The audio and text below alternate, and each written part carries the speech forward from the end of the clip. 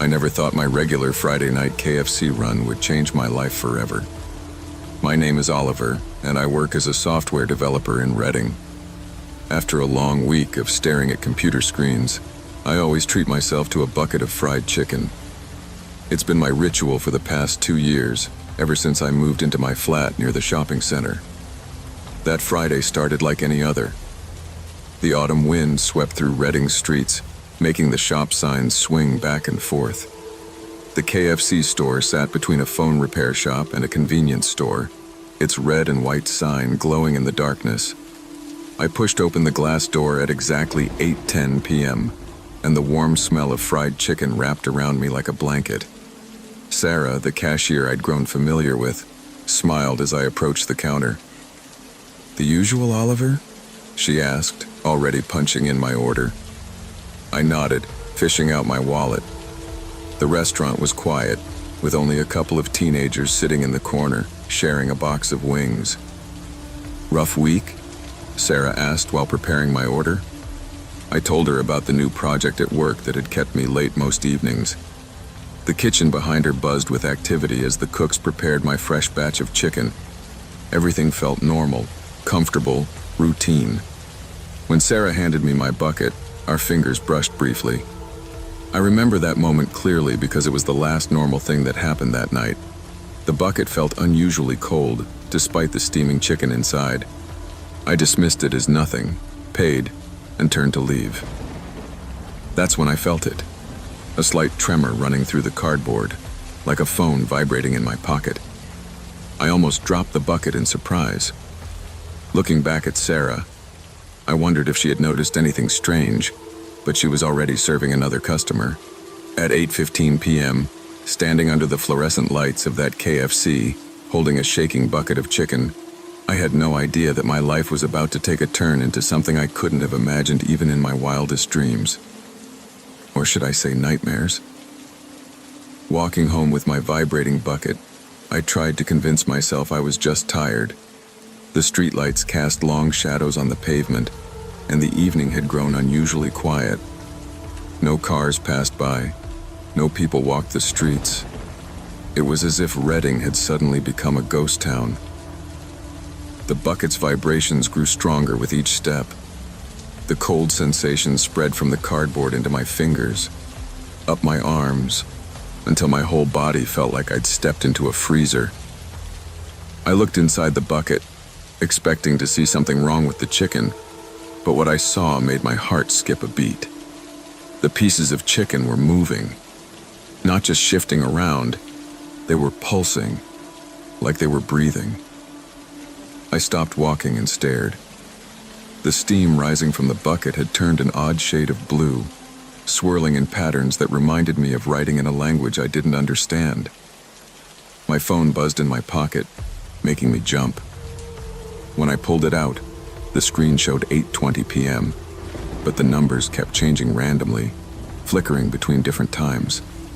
The streetlight above me flickered and went out, then the next one, and the next. One by one, the lights were going dark, leaving me in growing shadows. I should have dropped the bucket and run. That's what any sensible person would have done. But something kept me rooted to the spot. The cold had spread to my chest now, and I could see my breath forming crystals in the air. The bucket started to hum, a low, deep sound that made my teeth rattle. Inside the bucket, the chicken pieces had started to arrange themselves in a circle. The steam had formed a column now, rising straight up despite the wind. And in that column I saw faces forming, dozens of them, twisting and morphing, their mouths open in silent screams. My hands were shaking so badly I could barely hold the bucket, but I couldn't let go. It felt like the cardboard had fused to my skin. The humming grew louder, and words began to form in my mind. Words in languages that had died thousands of years ago, yet somehow I understood them. They were trying to tell me something. Something about an ancient wrong that needed to be made right.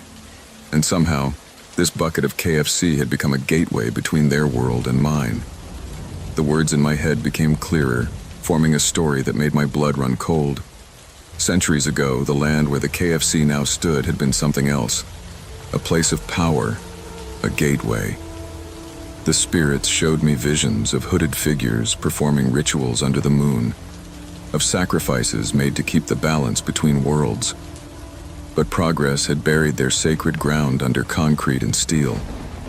The KFC had been built right on top of their most powerful site, and now they needed someone to help them restore the balance.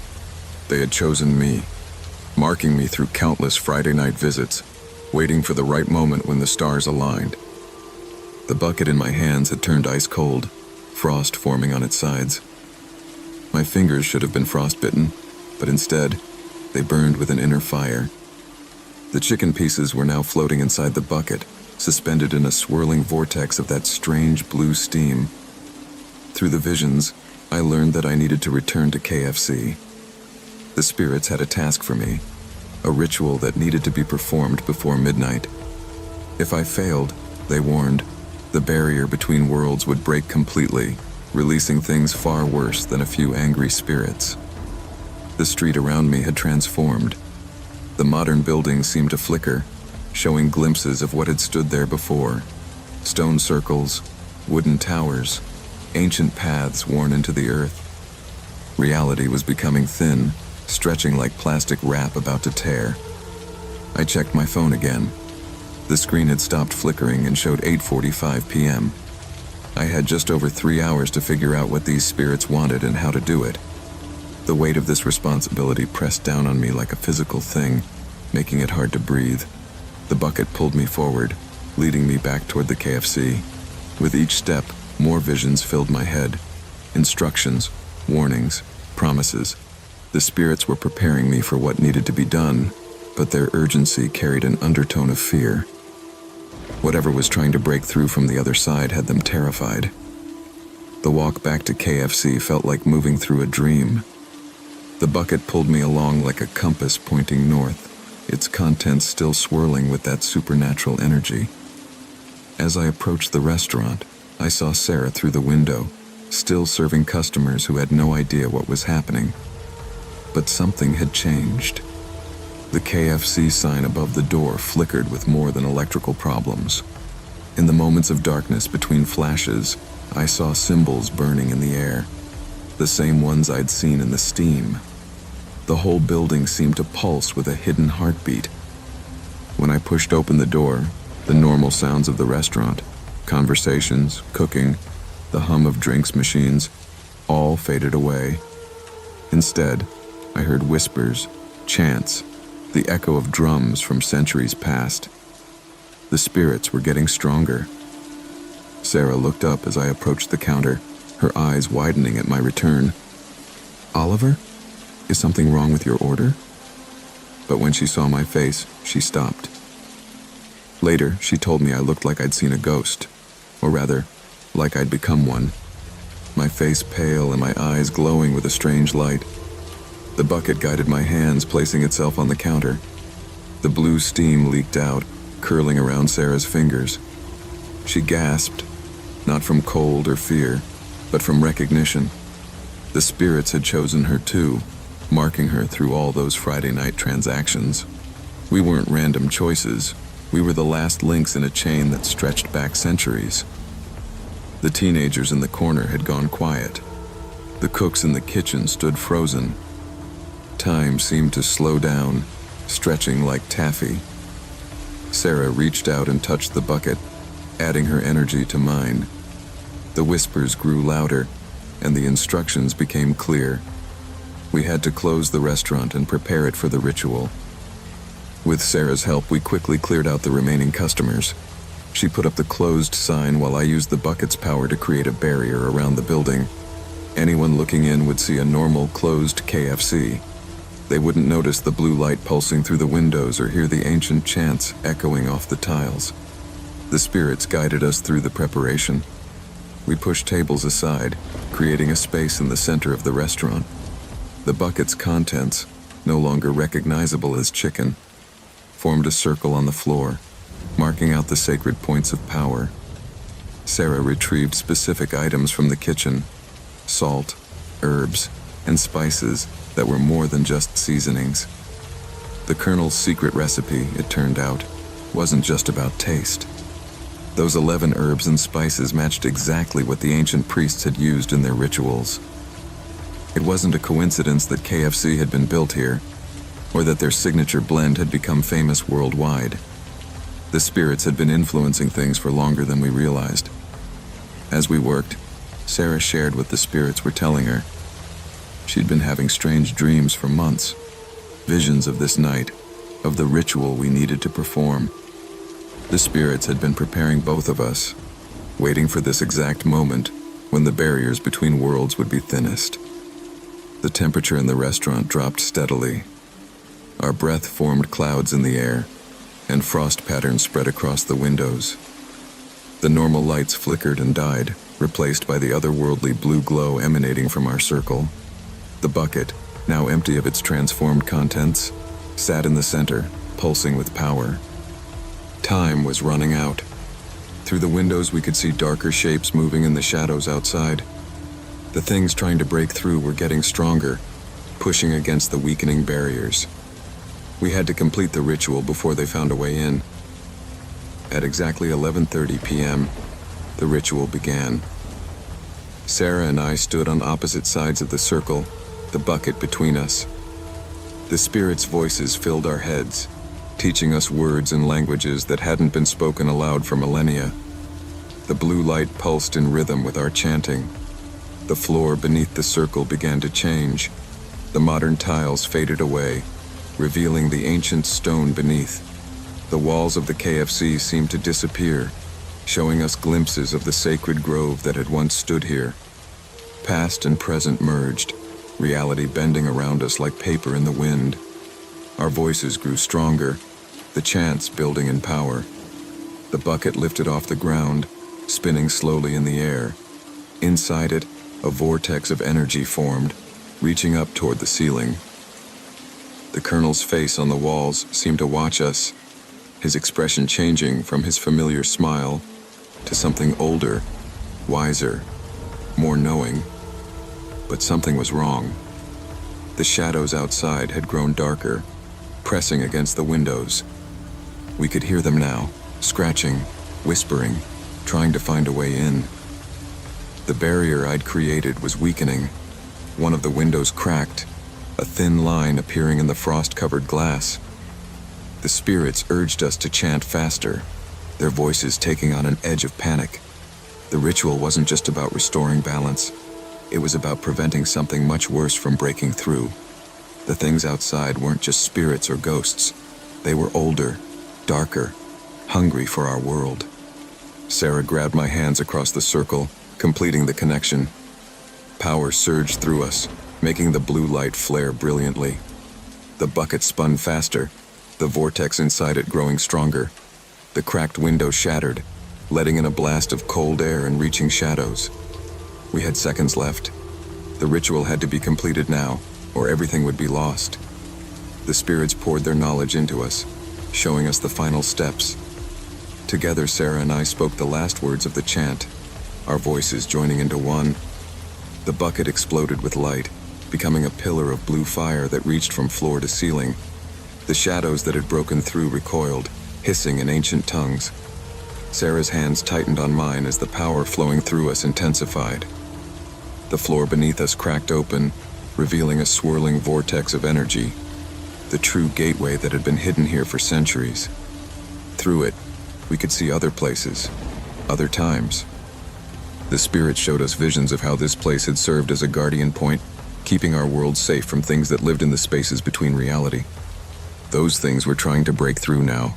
Dark shapes moved in the vortex, pushing against the barriers. But our ritual was working. The gateway was repairing itself, the ancient magic strengthening. The bucket, now transformed into pure energy, served as a key, locking the doorway once again. Sarah and I felt the spirits moving through us, using our bodies as anchors in the physical world. Our voices spoke words we didn't know. Our hands moved in patterns we'd never learned. The cold intensified until it felt like we were standing in the heart of winter. The shadows made one final push, a tendril of darkness wrapping around Sarah's ankle. She screamed, but didn't let go of my hands. Together, we pushed back, channeling the spirit's power. The darkness retreated, driven back by the blue fire. With a sound like thunder, the gateway sealed itself. The bucket's energy collapsed inward, taking the vortex with it. Reality snapped back into place like a rubber band, leaving us standing in a normal KFC restaurant. The windows were whole, the floor uncracked. Even the tables we'd moved were back in their original positions. When we finally let go of each other's hands, it was past midnight. Sarah and I stood in the silent restaurant, trying to process what had happened. The bucket sat innocently between us, looking like nothing more than a normal KFC bucket. But now we could see the symbols hidden in its design, the protection spells woven into the cardboard. The spirits were quiet now, their presence gentle rather than urgent. They had chosen us as their new guardians, tasking us with watching over the gateway. The KFC would remain as a cover, hiding the true purpose of this place from the modern world. Sarah found new meaning in her job, understanding why she'd felt drawn to work here. I knew my Friday night routine would never be the same. We were part of something ancient now, something important. The Colonel's smiling face on the wall held new significance. Was he just a businessman who'd stumbled upon an ancient recipe? Or had he known more than he let on? Outside, Reading continued as normal. Cars passed by. People walked home from late nights out. None of them knew how close our world had come to breaking. None of them saw the blue light that still flickered faintly around the edges of the KFC sign, or noticed how the shadows moved differently around the building. I still come here every Friday night, but now it's more than just dinner. Sarah and I maintain the protective spells, strengthen the barriers, keep watch for any signs of the darkness trying to return. The spirits guide us, teaching us more about our roles as guardians. And sometimes, when the restaurant is quiet and the lights are low, we can still hear the ancient chants echoing off the walls. The bucket on my table might vibrate slightly, reminding me that magic is real, that there are things in this world beyond our understanding, that sometimes the most ordinary places hide the most extraordinary secrets. Every time I walk past the KFC now, I smile, knowing that behind its modern facade, ancient powers are at work. And if you ever visit the KFC in Reading and feel a strange cold spot, or see blue steam rising from your bucket, don't be afraid. It's just us, the Guardians, keeping watch over the gateway, making sure your world stays safe. Just remember, some fast food orders come with a side of destiny.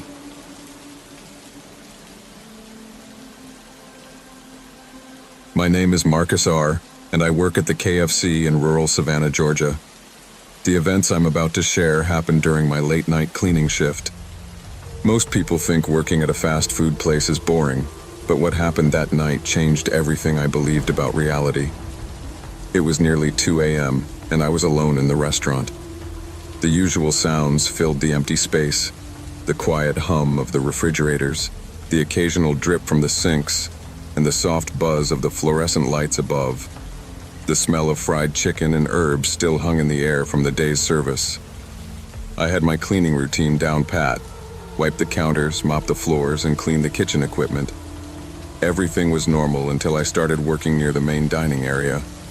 That's when I first noticed something strange about the big portrait of Colonel Sanders that hung on the wall. I'd seen that picture hundreds of times before. The Colonel's friendly smile, his signature white suit, and those kind eyes behind wire-rimmed glasses. But tonight, something felt different. I couldn't shake the feeling that those painted eyes were watching my every move.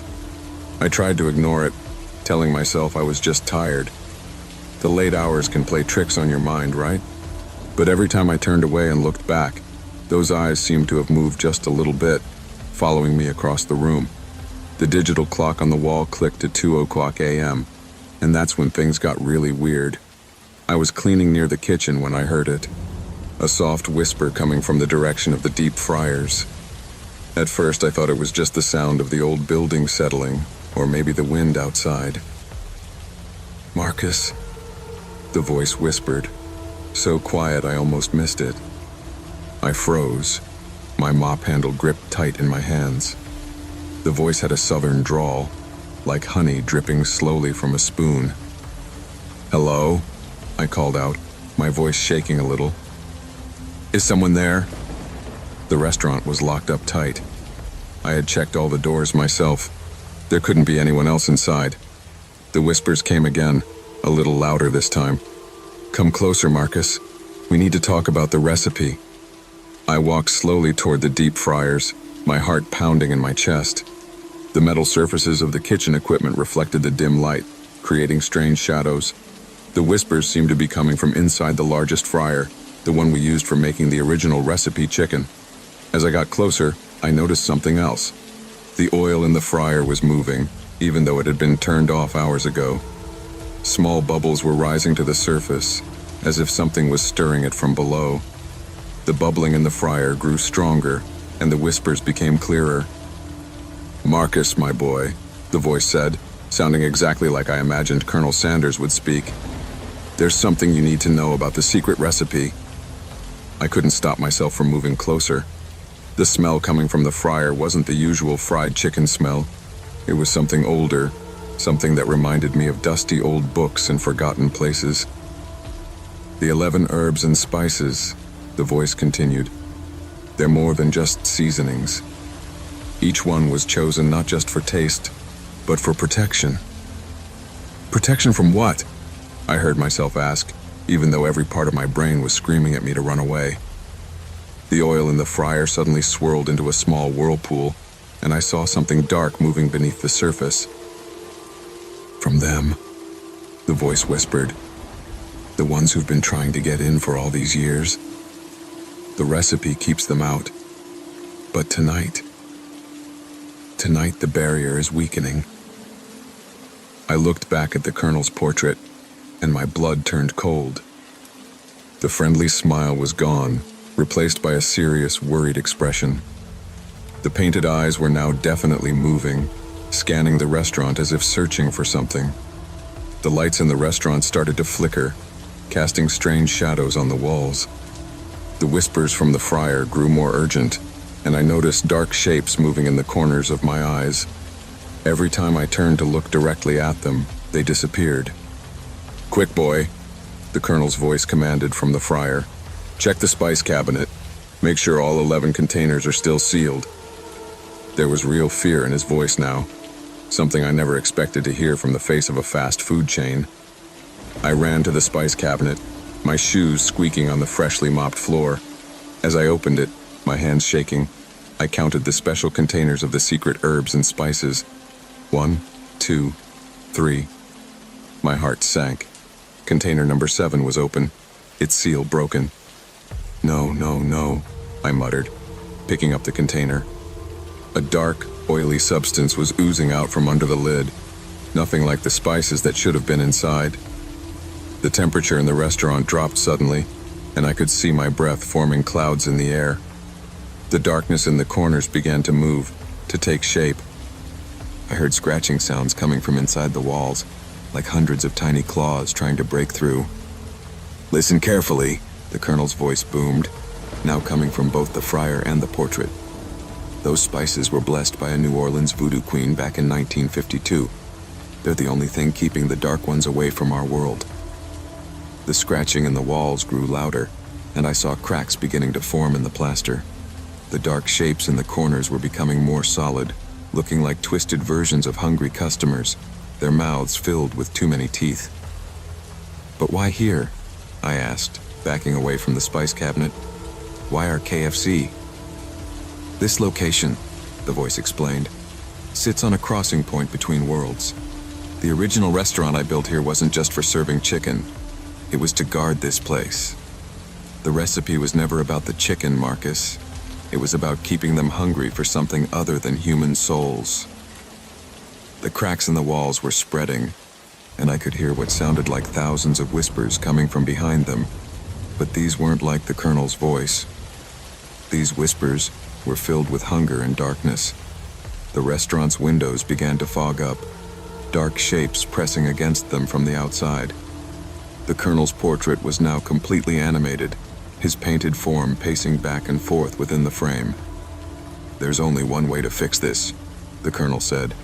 You need to remake the seal. The recipe must be prepared exactly right, not for eating, but for protection. I ran to the kitchen, grabbing ingredients as the colonel shouted instructions. The darkness was seeping in through every crack now, and the temperature kept dropping. I could hear the things in the walls getting closer, their hunger growing stronger. With shaking hands, I mixed the ingredients in a bowl, following the colonel's instructions exactly. This wasn't cooking. It was more like casting a spell. Each herb and spice had to be added in a specific order, at a specific time. The dark figures were getting bolder, stepping out of the shadows. I could see them clearly now. Twisted, hungry things that looked like people but moved all wrong, their bodies bending in impossible ways. "Now!" the colonel's voice thundered. "Throw the mixture into the fryer, quickly, boy!" I grabbed the bowl and ran to the fryer, dodging the reaching hands of the shadow creatures. The oil was boiling now, even though the power was off. The dark figures were closing in from all sides. With all my strength, I threw the mixture into the fryer. There was a moment of complete silence, then a blast of light so bright it felt like daylight had exploded inside the restaurant. The shadow creatures screamed, a sound I'll never forget, and began to melt away like ice in summer. The cracks in the walls sealed themselves, and warmth returned to the air. The colonel's portrait slowly returned to normal, but not before I saw him give me a small, grateful nod. When the morning crew arrived, everything looked normal.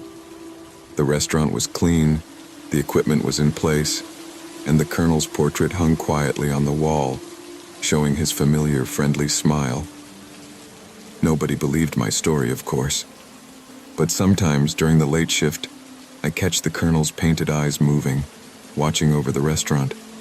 The spice cabinet is always locked now, and I check the seals every night at closing. I still work at KFC, but my job feels different now. I'm not just cleaning and cooking, I'm helping guard something important. The colonel's secret recipe isn't just about making the best fried chicken anymore. It's about keeping the darkness at bay, one piece of chicken at a time.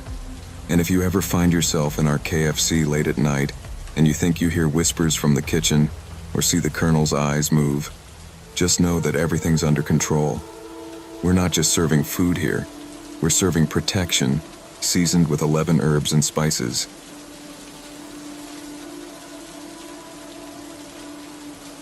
I never thought my regular night shift at KFC would turn into the most terrifying night of my life. My name is Chloe, and I've been working at this location on the outskirts of Sydney for about 6 months now. The store sits alone on a quiet road, surrounded by empty lots and old warehouses. Most nights are slow, with just a few tired truckers stopping by for a quick meal. That night started like any other. I arrived at 10 p.m. ready for my overnight shift. The evening crew left shortly after, leaving me with just 2 other co-workers, Mike, our cook, and Sarah, who usually handles the drive-through window. The store was quiet, almost too quiet, with only the gentle hum of the kitchen equipment keeping us company. "Looks like another slow night," Mike said, cleaning the fryers. I nodded, organizing the front counter and checking our supplies. The fluorescent lights buzzed overhead, casting harsh shadows across the empty dining room. Through the large windows, I could see the darkness pressing against the glass, broken only by the occasional passing car. Little did I know that in just a few hours, everything would change. If I had known what was waiting for us in the storage room, I would have never agreed to work that shift. But there I was, completely unaware that this ordinary night would become a nightmare I would never forget. Sarah was the first to notice something wasn't right. Around 11:45 p.m., she kept looking over her shoulder, saying she felt like someone was watching her. I brushed it off. We all get jumpy during the late shift, but now I wish I had paid more attention to her warning. The trouble started small, so small that at first, we didn't even notice it. Around midnight, the temperature in the store dropped suddenly. I remember wrapping my arms around myself, wondering if the heating system had broken down again. Mike complained about the cold while preparing a new batch of chicken, his breath visible in the kitchen air. "Did someone leave the back door open?" Sarah asked, rubbing her arms. I checked. All doors were locked tight. That's when we heard the first strange sound, a soft scratching noise coming from somewhere in the ceiling. It moved slowly, like something was crawling through the vents. "Probably just rats," Mike said, but his voice trembled slightly. We tried to continue with our work, but the scratching got louder, more deliberate. It seemed to follow us around the store, stopping whenever we looked up. The security cameras showed nothing unusual, but I couldn't shake the feeling that something was very wrong. Then the lights started flickering, just subtle enough to make us question if we were imagining it. The restaurant's normally bright interior began to feel darker, the shadows in the corners growing deeper. Every time I walked past the storage room door, I felt a cold draft, even though I knew it was sealed shut. Sarah tried calling the manager, but her phone wouldn't work. Neither would mine or Mike's. We were completely cut off, alone in our bright island of light surrounded by the vast Australian darkness. At exactly 12:30 a.m., everything changed. I was counting the register when I heard Sarah scream from near the storage room. The sound cut through the quiet store like a knife, making my heart jump into my throat. Mike and I ran to her, finding her frozen in place, pointing at something on the floor. There, leading from under the storage room door, was a trail of wet, red footprints. They weren't shoes. They were bare feet, small like a child's, but something about them looked wrong. The prints were too deep, as if whatever made them was incredibly heavy. "Those weren't there 5 minutes ago," Sarah whispered, her face pale. "I just walked past here, and the floor was clean." The footprints led from the storage room into the main dining area, where they suddenly stopped in the middle of the floor. No return prints, no explanation for where they ended. Mike grabbed a mop, thinking it was a prank, but when he tried to clean them, the prints wouldn't wash away. The red liquid seemed to seep into the tiles, staining them permanently. We checked everyone's shoes. None matched the prints. Besides, these were clearly bare feet, and we all wore our required work shoes. The security camera footage showed nothing. One moment the floor was clean, the next the prints appeared, as if they had always been there. That's when we heard the first knock coming from inside the storage room. None of us wanted to open that storage room door, but we knew we had to. As the senior staff member on duty, I took the lead, my hands shaking as I reached for the handle. The metal felt ice cold against my skin, and I could have sworn I heard whispering from the other side. When I pushed the door open, the fluorescent light inside flickered to life, revealing our neat rows of supplies and ingredients. Everything looked normal at first glance, until we noticed the freezer door standing open, cold mist rolling out across the floor. I was sure I had closed it earlier. "Hello?" I called out, my voice echoing in the small space. "Is anyone in here?" The only response was the steady drip of water somewhere in the darkness. As we moved further into the room, the temperature dropped even more. Our breath came out in white puffs, despite the Australian summer heat outside. That's when we found it, a small handprint on the inside of the freezer door, made in what looked like red paint. But it wasn't paint. The substance was still wet, still warm. Sarah started crying, and Mike suggested we call the police. But before we could move, the storage room door slammed shut behind us with a bang that made us all jump. We were trapped in the cold darkness, with something we couldn't see or understand. And then we heard the giggling, high-pitched, childlike laughter that seemed to come from everywhere and nowhere at once. The next few minutes felt like hours as we huddled together in the storage room, trying to stay calm. The laughter had stopped, replaced by a heavy silence that pressed against our ears. The only light came from our phone flashlights, casting long shadows that seemed to move on their own. Suddenly, our lights caught something moving between the shelves. A small figure, no taller than a child, but moving in a way that no child should move. It crawled along the floor, its movements jerky and unnatural. I felt my throat close up with fear as it came closer. "Who are you?" Mike called out, his voice cracking. The figure stopped, and in the beam of our lights, We saw it clearly for the first time. It looked like a young girl in a dirty KFC uniform, but her skin was gray and her eyes were completely black, like empty spaces in her face. She smiled at us, revealing teeth that were sharp and pointed. "I used to work here," she said in a voice that sounded like many voices speaking at once. "A long time ago, before the accident." None of us had heard of any accident, but the way she said it made my skin crawl. Sarah grabbed my arm so tight it hurt. "The missing girl," she whispered. "Remember that old news story? About the worker who disappeared 20 years ago?" I did remember. It was a local legend, about a young employee who vanished during her shift, never to be found. The figure moved closer, leaving those same wet footprints we had seen earlier.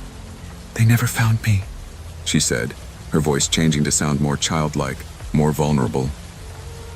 "I've been waiting here, watching, all these years, in the cold." She pointed to the freezer, and suddenly I understood the horrible truth. We backed away as she told us her story, how she had been working late one night, just like us, when something went wrong.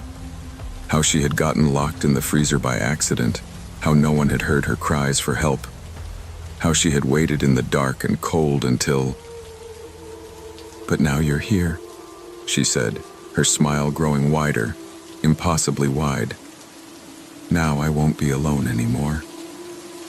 The shelves around us began to shake, boxes falling to the floor. The temperature dropped even lower, and frost started forming on the walls. Mike made a break for the door, managing to get it open.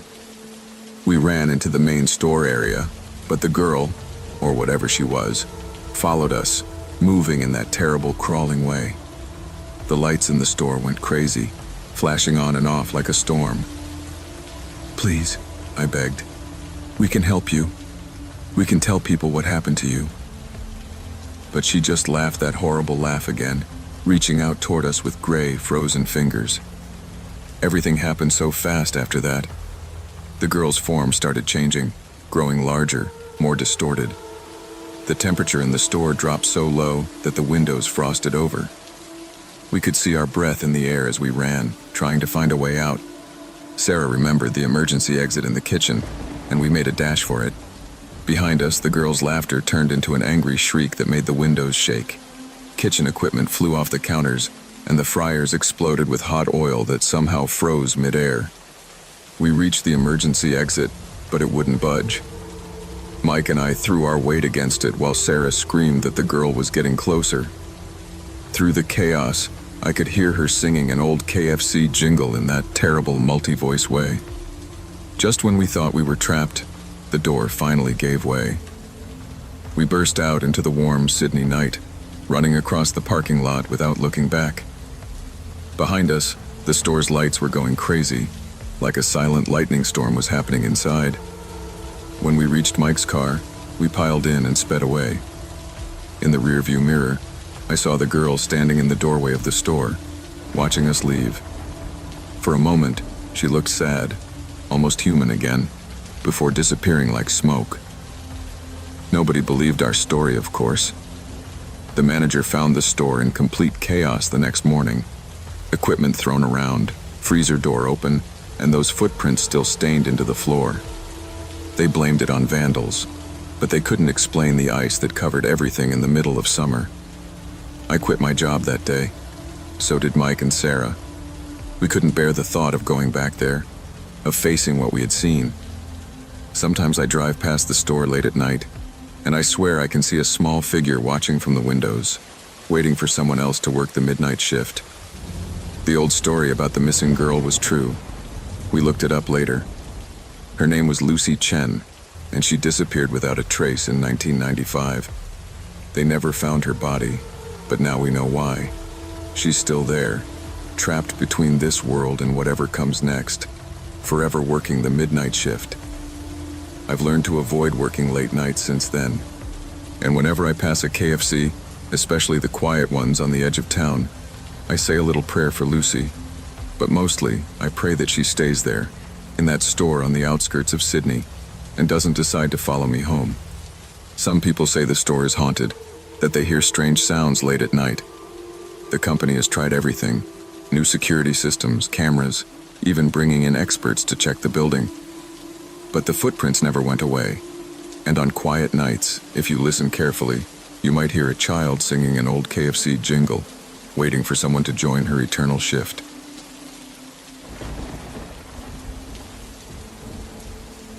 I never thought working the closing shift at KFC would change my life forever. My name is Natalie P., and I'm going to tell you about something that happened to me last autumn in downtown Chicago. Something that made me question everything I knew about reality. It was a quiet Thursday night, and the restaurant was almost empty. The smell of fried chicken and warm spices filled the air as I wiped down tables, getting ready to close. The street outside was dark, except for the orange glow of street lights, and most other stores had already closed for the night. I had been working at this KFC for 6 months, and everything was normal until that night. The red sauce we use, you know, the one that comes with almost every meal, had always been just sauce. But as I was checking the sauce dispensers before closing, something caught my eye. The sauce in the container wasn't sitting still like it should have been. At first, I thought it was just bubbles from when we refilled it earlier. But then I saw something that made my stomach turn. The sauce was moving on its own, making tiny shapes that looked almost like... Well, I wasn't sure what they looked like yet. But I knew this wasn't normal. Not at all. I looked at my phone. 8:55 p.m. Something told me I should leave right then, but curiosity got the better of me. I had to know what was happening to that sauce. I moved closer to the sauce dispenser, holding my phone's flashlight up to get a better look. The red liquid was definitely moving, but not like normal sauce would move. It was creating patterns, almost like tiny dancers performing a strange dance. "Hey, is anyone still here?" I called out, thinking maybe one of my coworkers was playing a prank. The only response was the quiet hum of the refrigerators and the distant sound of traffic outside. I grabbed a plastic spoon and gently poked at the sauce. It responded to my touch in the weirdest way, pulling away like it was alive. My hands started shaking, but I couldn't look away. The sauce was changing color too, shifting from its normal bright red to something darker, more like blood. The clock on the wall ticked closer to 9 o'clock p.m. With each passing minute, the movement in the sauce became more organized. It wasn't random anymore. The shapes were starting to look like tiny figures with arms and legs. I tried to take a video with my phone, but every time I pressed record, the screen went black. "This isn't happening," I whispered to myself. But it was happening, and it was about to get much worse. When the clock struck 9 o'clock p.m., everything changed. The sauce wasn't just moving anymore. It was growing. The tiny figures I saw before were getting bigger, pushing against the plastic walls of the dispenser. The whole container started shaking, making a sound like someone whispering in a language I didn't understand. I backed away, bumping into the counter behind me. The temperature in the restaurant dropped so much I could see my breath. The lights started flickering, and in those moments of darkness, I swear I could hear tiny voices coming from the sauce dispenser. "Hello?" A small voice called out, sounding like a child's whisper. But it was coming from the sauce. I wanted to run, but my feet wouldn't move. The voice came again, stronger this time. "We've been waiting for someone like you, Natalie." How did it know my name? I hadn't worn my name tag that day. My heart was beating so fast I thought it might explode. The sauce was now a deep, dark red, almost black, and the figures inside were the size of my fingers. One of them pressed its hand against the plastic, leaving a small handprint that looked too real to be just sauce. I finally found the strength to move. I turned around and ran toward the front door, fumbling with my keys. But when I tried to unlock it, the key wouldn't turn. I was trapped inside with whatever that thing was becoming. The whispering got louder, and now I could feel something warm and wet dripping behind me. I slowly turned around, and what I saw made me scream. The sauce dispenser had cracked open, and the liquid was pouring out onto the floor. But it wasn't spreading like normal liquid would. It was gathering itself into a pile that kept growing taller. "We just want to play," the voices said together, and the pile of sauce started taking shape. It looked like a group of children holding hands, but their faces were wrong, too smooth, with holes where their eyes should be. I ran to the back door, but it was locked too. The windows wouldn't break no matter how hard I hit them. The sauce creatures were getting closer, leaving tiny red footprints on the floor. They smelled like chicken and something else, something old and wrong.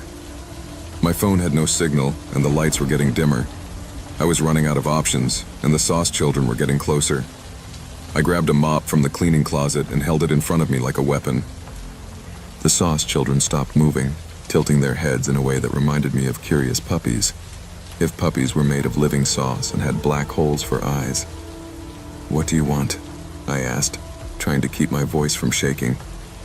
They formed a circle around me, their tiny hands still linked together. The one that seemed to be their leader stepped forward. "We want to share our story," it said. "We've been trapped in this sauce for so long, waiting for someone who could see us. The recipe that made us..." It wasn't just spices and tomatoes. The leader reached out its hand toward me. A drop of sauce fell from its finger and hit the floor, sizzling like it was boiling hot. The others started humming a song that made my teeth hurt and my head spin. "Long ago," the leader continued, "we were just like you, but someone put us in here, turned us into this. We need your help to become real again." I gripped the mop tighter, my mind racing. Were they telling the truth? And even if they were, could I trust them?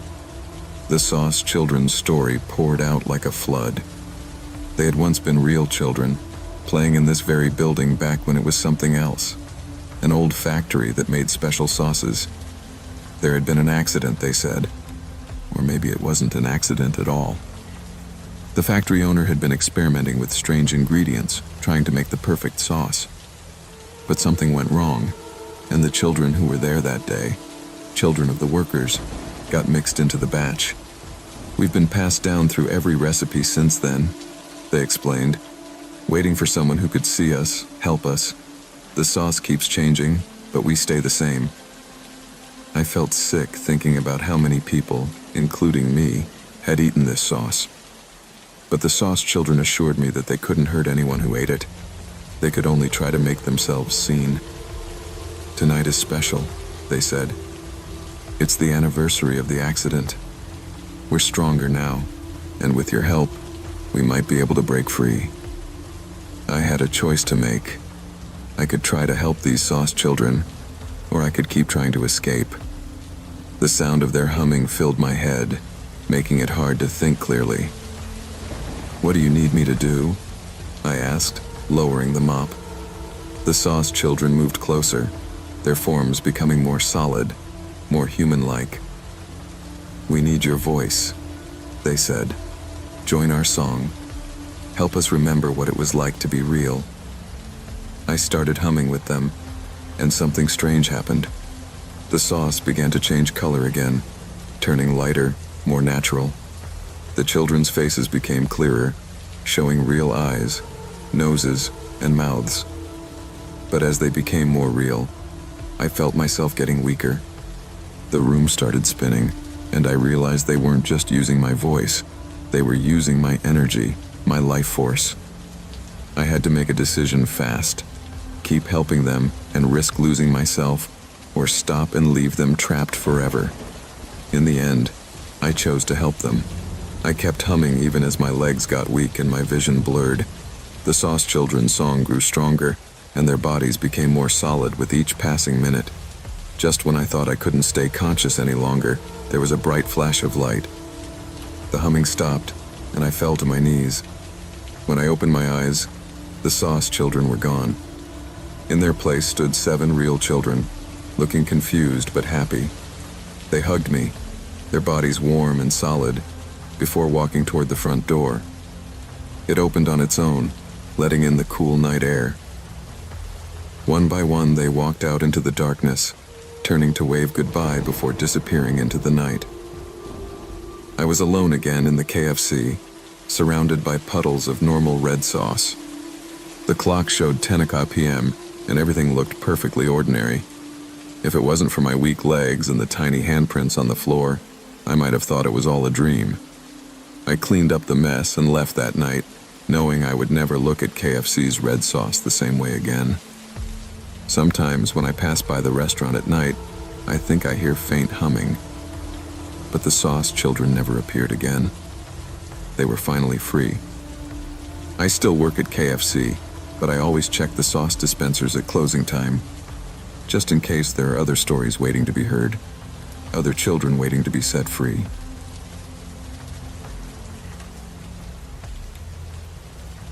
I never thought a regular night shift at KFC would change my life forever. My name is Isabella R., and I work at the store near the outskirts of Manila. The night was different from the start. The air felt thick and heavy, making my uniform stick to my skin. The clock showed 11:20 p.m., and I was getting ready to close up.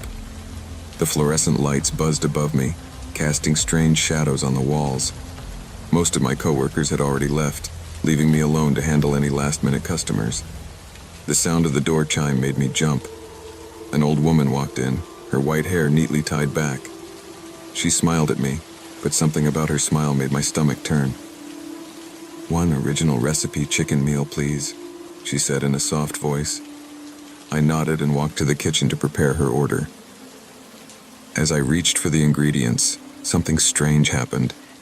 The pieces of chicken, lettuce, and tomatoes started moving on their own. My hands shook as I watched them slide across the counter, forming shapes that looked like letters. They weren't in English or Filipino. They were unlike anything I'd ever seen before. I blinked hard, thinking I was just tired. But when I opened my eyes, the ingredients were still moving, still spelling out something I couldn't understand. The old woman's reflection appeared in the kitchen's metal surface, but she looked different now. Her eyes were completely black. Trying to stay calm, I grabbed my phone to take a picture of the moving ingredients, but it wouldn't turn on. The kitchen felt colder now, even though it was a humid night. I heard the old woman humming from the counter, a tune that made my skin crawl. More ingredients started moving, forming new patterns. A bottle of ketchup exploded without anyone touching it, spraying red liquid everywhere. But instead of falling normally, the ketchup hung in the air, forming more of those strange symbols. My coworker Jenny had taught me about old Filipino stories, about warning signs and spirits. This felt like one of those stories coming to life. The symbols started glowing faintly, giving off a red light that wasn't from the kitchen lamps. I heard footsteps behind me, but when I turned around, nobody was there. The old woman was still at the counter, but her reflection in the window showed something else. A tall, dark figure with long fingers. I could hear her humming getting louder, and the tune started to sound like words I almost understood. The symbols made from the ingredients began to burn, leaving marks on the counter. I wanted to run, but something told me this warning was important, that I needed to understand it to survive what was coming. The old woman called out from the counter, "Is my order ready, dear?" But her voice had changed. It sounded like many voices speaking at once. When I peeked through the kitchen window, I saw more customers had entered the store. But something was wrong. They all looked exactly like the old woman. The kitchen equipment started turning on by itself. The fryers bubbled with oil that had turned black, and cold steam poured out of the freezer. The symbols on the counter began to move, crawling across the surface like strange insects made of food. My hands trembled as I watched the chicken pieces in the fryer take on shapes I'd never seen before. They looked like small faces screaming. The lettuce leaves turned dark and started whispering in voices too quiet to understand. Every ingredient I touched felt alive, pulsing with a strange energy. I heard the door chime again and again, but the security cameras showed nobody entering. The old women, now there were 7 of them, stood perfectly still at the counter, their black eyes fixed on the kitchen. Their humming grew louder, and I realized they were calling something summoning something from the darkness beyond our store's windows. The clock on the wall stopped at 11:20 p.m., even though time was clearly passing. Outside, the streets had gone completely dark, except for our KFC sign that now glowed with a strange purple light. More copies of the old woman kept appearing inside the store, but none of them showed up on the security cameras. The symbols made from the ingredients started floating off the counter, hanging in the air like glowing signs. I recognized one shape. It looked like the mark my grandmother once drew to protect our house from bad spirits. But these symbols were different, more complex, and they seemed to be trying to tell me something. The humming turned into chanting, and the old women began moving in a circle. Their features started changing, their skin becoming darker, their fingers longer, their teeth sharper. The air felt thick with a strange smell, like burning sugar in something rotting. My phone suddenly turned back on, but instead of showing the time, it displayed the same symbols that floated around the kitchen. A message appeared. "You have been chosen." The words glowed and shifted between English, Filipino, and those strange symbols I couldn't read. The old women's chanting grew louder and their circle got tighter. One of them pointed at me with a long, dark finger and spoke in that many-voiced way. "Isabella, keeper of the gate, you must make the choice." The others echoed her words, their black eyes fixed on me. The symbols floating in the air started spinning faster, and I began to understand them. They weren't just warnings, they were instructions. The KFC kitchen had been chosen as a meeting place between our world and another. The last order of the night wasn't really an order at all. It was a key to open something. My grandmother's stories about the old spirits of Manila came flooding back. She told me about places where the wall between worlds was thin, where spirits could cross over. She never mentioned fast food restaurants, but she did say these places could appear anywhere, especially when the air was thick with humidity and the night was deep. The ingredients continued to move and transform. The chicken pieces formed a map of Manila, but it showed places I'd never seen before. Hidden spots where other gates might be. The old women's fingers grew longer, nearly touching me across the counter, their nails turning into dark claws. The symbols revealed the truth. I wasn't chosen by accident. My grandmother had been a keeper of gates too, protecting Manila from things that tried to cross over. Now it was my turn, and this KFC kitchen was my post. The old women weren't evil spirits. They were guardians, testing me, teaching me in their strange way. The humming changed again, becoming a song I remembered from childhood, a lullaby my grandmother used to sing. But now I understood the real words hidden in the tune, instructions passed down through generations of gatekeepers. The ingredients stopped moving and formed a circle on the counter. Chicken, lettuce, tomatoes, and sauces arranged in a pattern that looked like a door. "Will you accept your role?" the old women asked together.